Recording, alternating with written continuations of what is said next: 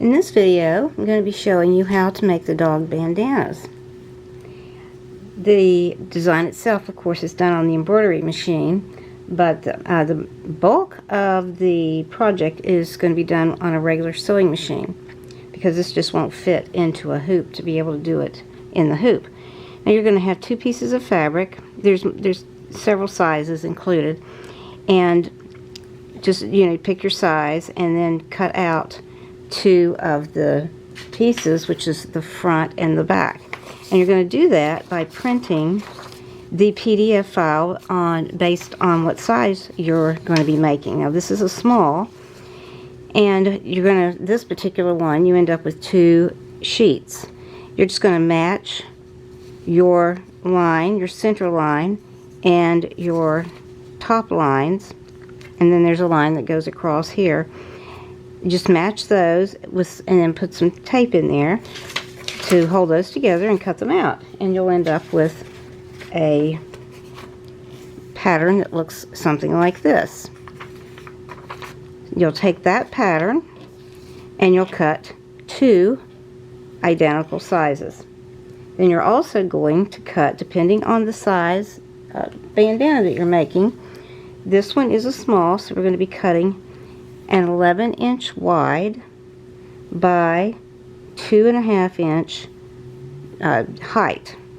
So it's 11 inches wide, and the 11 is going to match the top here with just a little bit of an overhang, because you're going to have to fold in the edges on the short edges, double fold those to make a hem, and you're going to do that on the regular sewing machine. So we're going to do that in a minute, but also what we want to do is find the center of the bandana, and you can do that, the vertical center, you can do that by just closing it over, folding it over on itself. And you're going to want that line on the back and also on the front.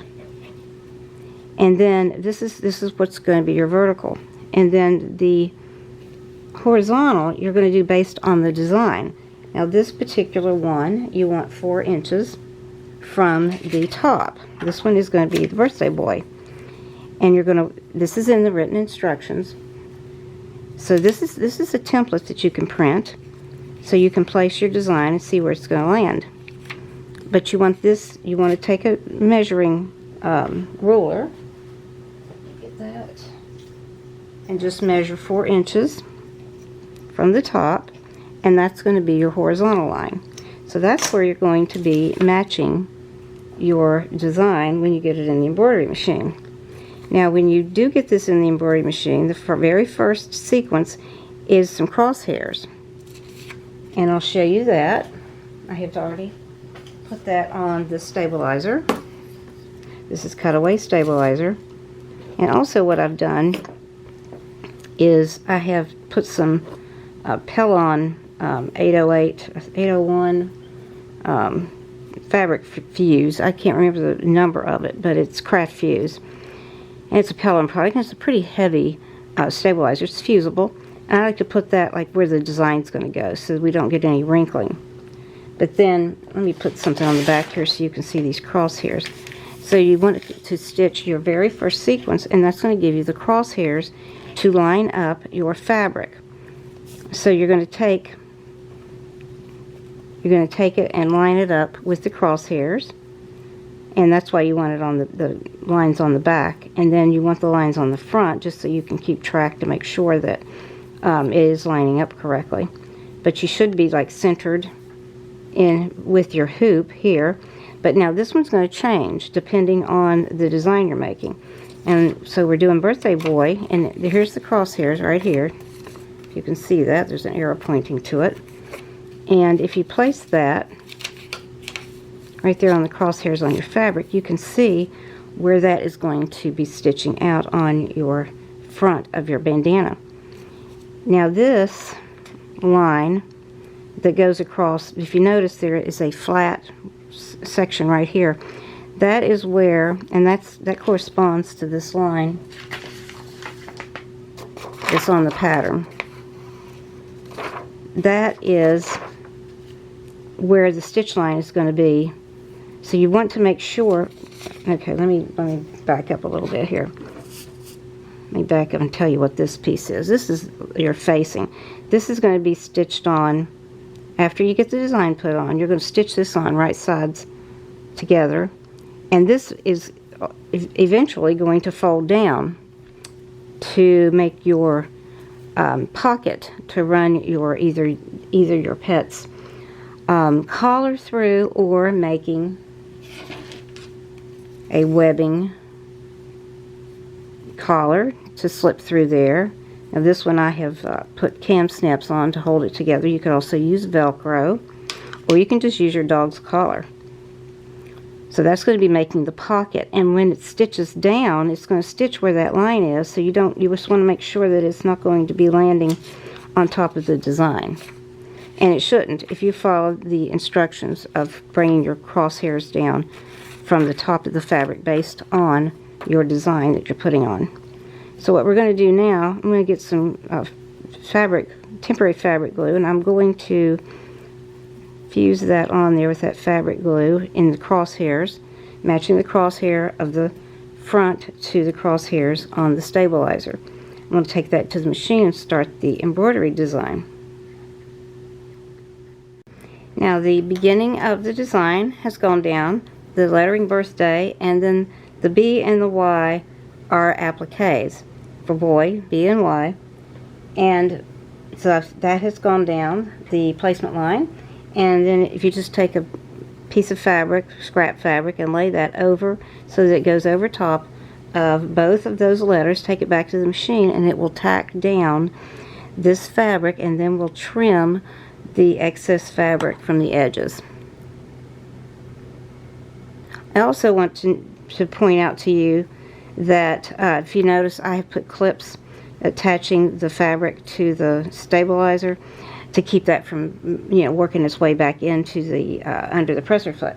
I also have gone ahead and I have stitched the facing, double rolled the short edges, and I want to show you what the reason that it's a little bit longer to start with, because you want this to be, and you want to make sure about this, that you're going to have a little bit of extra on the front of the fabric, and you're going to need that because that's going to stitch down the back.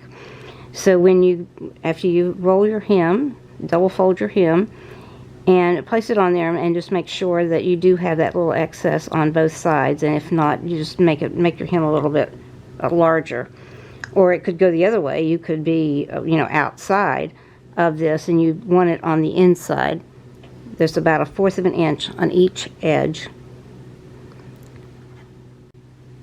Now I have gone ahead and trimmed the majority of the B and the Y, just straightforward trimming of the excess fabric around the outer edges. The only tricky part is you've got these inner portions here with the B, and the easiest way to do that is take a very sharp pair of scissors and, being very careful, just make a little slit in there. And be very careful that you don't cut into the bandana fabric. You only want to cut this part right here, just the applique fabric. And then take your scissors that you're trimming with and go through that little slit that you've made with the very sharp scissors. And you may even want to be using those very sharp scissors even to trim your applique all the way around. But see, when you finish here, you want to have your bandana fabric showing through here. Do that on both of these. Take it to the machine, and there's going to be a satin stitch that will go down and cover these raw edges. And then we'll go ahead and stitch out the O, which is actually a paw print. Now the design is finished on the embroidery machine, and I have removed it from the hoop and also trimmed the excess stabilizer that was hooped that you used for your backing. You don't want to trim the stabilizer necessarily that you fused onto the front in order to do your embroidery, but you do want to trim the stabilizer that was used for the embroidery design. Okay, so now you want to take your facing that you've already made, and I've also just did a single fold hem for that one long side. It doesn't have to be double folded, just a single. And then you want to place it, center it on your top of your front so that you have that little bit of overhang like we already mentioned. Take that to the machine and stitch that down, about 1/4 of an inch seam allowance. Now I've stitched this down, and it's going to overhang the top. Then you're going to take your back and lay that to match your raw edges. Now you're going to, and this raw edge is going to be left raw because that's going to get closed off after you bring your facing down. But you want to take your, right at this moment, you want to take your back and lay it down and take it to the machine, and you're going to stitch these two. You're going to start right here, and so when you stitch, you're going to be about where your facing hem is. So you're just going to stitch that down and come down in about 1/4 to a 1/2 inch seam allowance, and then trim your seams, clip your corners, and we're going to turn it around to the right side.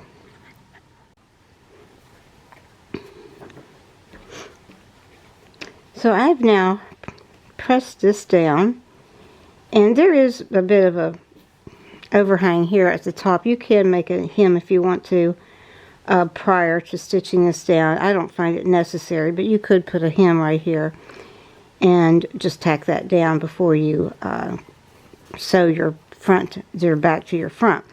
Once you get that on, then you want to give it a good press. You turn it to the right side, give it a good press, and you're going to fold that facing down, and you're going to be folding it right there where you stitched it on.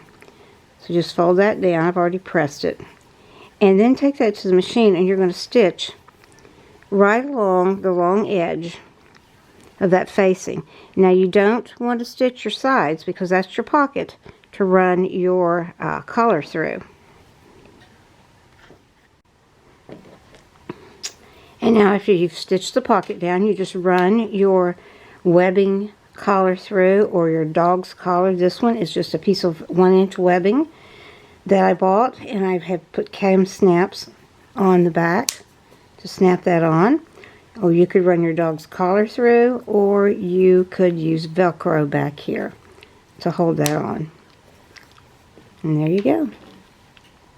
Hope you enjoy. Hope your pet enjoys.